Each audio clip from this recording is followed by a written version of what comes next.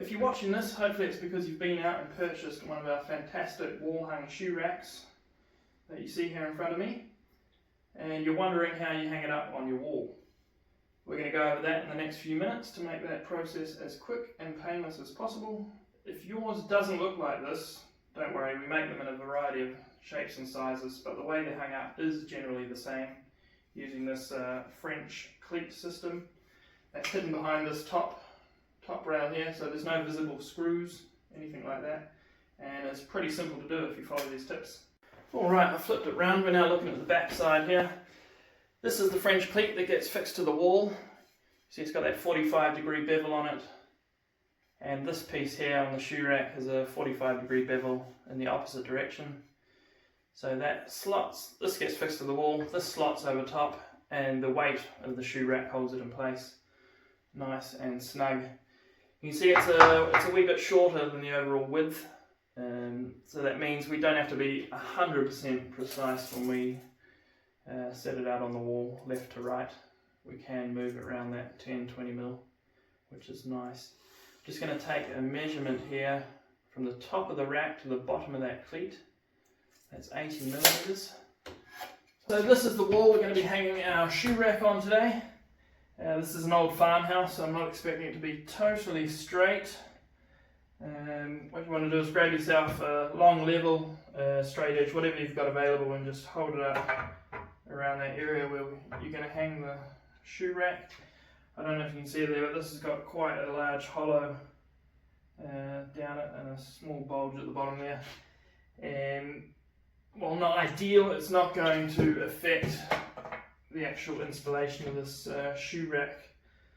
If it was the opposite, if this wall was bulging out to the point where the level was sort of rocking back and forth, that would cause us issues when we're trying to actually hang it on that French cleat, and we would probably have to cut around that on the side of the shoe rack. But that's not the case for us today, and hopefully not the case for you at home. Hopefully you've got nice straight walls, and you can crack on to the next step, which is marking out for the screw holes in the wall there for this French cleat to sit on, like that. Alright, so I've decided I want to hang it centered on this wall, left to right, and I want it to hang in the same height as this archway here. Easiest way to do that, take your level, get it nice and straight there, and put a little mark on the bottom side there, so we know this point is the top of our shoe rack. If you remember earlier, we took a measurement from the top of the shoe rack down to the bottom of this cleat here. That was 80 millimeters. So we're just going to go ahead and mark 80 millimeters down from that little pencil mark we've just drawn on the rule, right there. And we know that's going to be the bottom point for our French cleat. We're going to mark that line, mark a level line across from that point, like there. And we're just going to hold this in position like so. We're just going to give it, I've got a 5mm drill bit here. We're just going to go through these two existing holes, and we're just trying to mark the wall, score the wall. We're not trying to drill through. Our wall plugs that we're putting in, they need a 6mm hole. So grab your 6mm drill bit,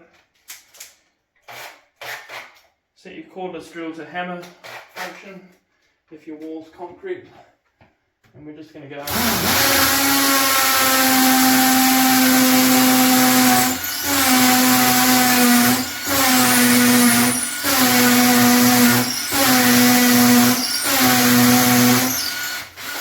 drill those out like so.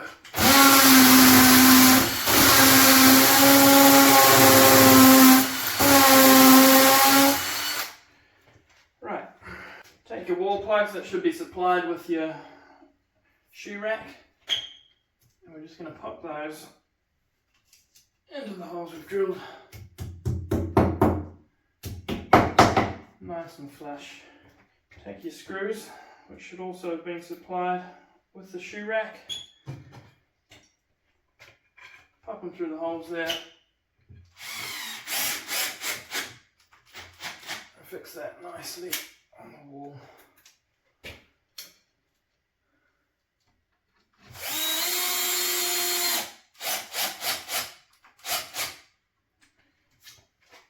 Done. Right, so one important detail with this cleat here is just to make sure that you get the apex or the sharp point of that bevel situated on the outside most point. If this was flipped around and this surface was up against the wall, it wouldn't work. That being said, it's around the right way, so let's see how it fits. Alright, if you follow those steps and everything's gone to plan, you should be ready to simply pick up the shoe rack, hold it above the cleat, and drop it down into place. Fits like a glove. Enjoy. Alright guys, so we've had our shoe rack in for about a week now, just testing it out. Super happy with it, looks great, functions as it should. And the only issue we found, and it's probably only applicable to us, is that it's jutting out slightly in this bottom left hand corner here. It's caused by a slight twist in this wall. So hopefully, like I said earlier, your walls are nice and straight and you're not having any issues at all, sitting nice and flat. But if it's not, I thought I'd go over a couple of tips today on how I'm going to remedy this little situation we've got here. I'll get the camera down in that bottom corner there just so you can see what I'm talking about. Right, so if we're getting a bit closer here, you can see on this left hand corner we're jutting out from the wall sort of 8 to 10 millimeters, while in that right hand corner there we're virtually touching the wall. So that indicates some sort of twist, which is probably not uncommon in some of these older houses. So we'll whip it off the wall and I'll show you exactly how we're going to fix it. In the installation kit provided with every shoe rack we sell, you'll find these three small parts. We've got the screw with the wall plug, L bracket and the small panhead screw for attaching the shoe rack to the wall underneath the bottom plate. So if you want to dig those out now, we'll get to it and I'll show you how we attach those to the shoe rack.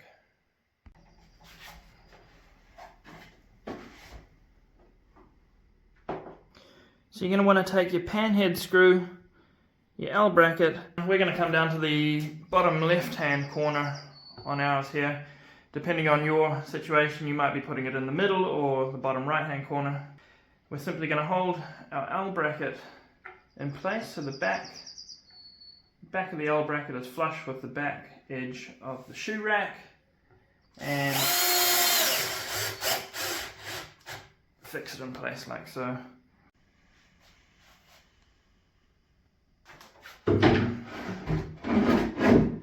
So here we are underneath our shoe rack, which we've rehung on the wall. We're just going to push it back against the wall, mark it through that hole in the L bracket with our pencil, and remove it from the wall once more. So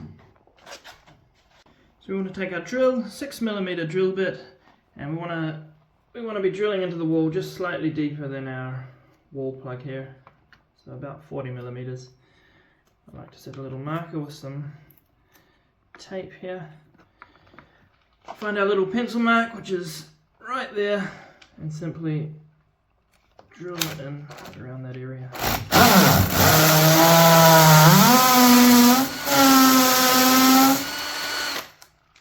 Take your wall plug,